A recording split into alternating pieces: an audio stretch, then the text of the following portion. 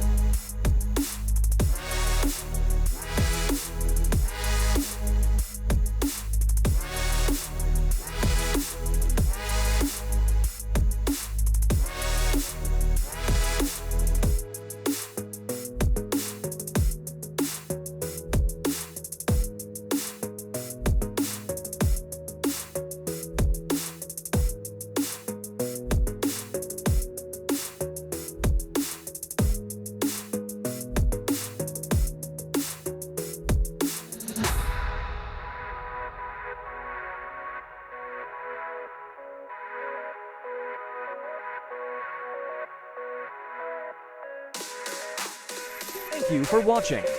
Stay tuned to WP Code Studio. Guys, subscribe our channel and like, comment, share videos with your friends.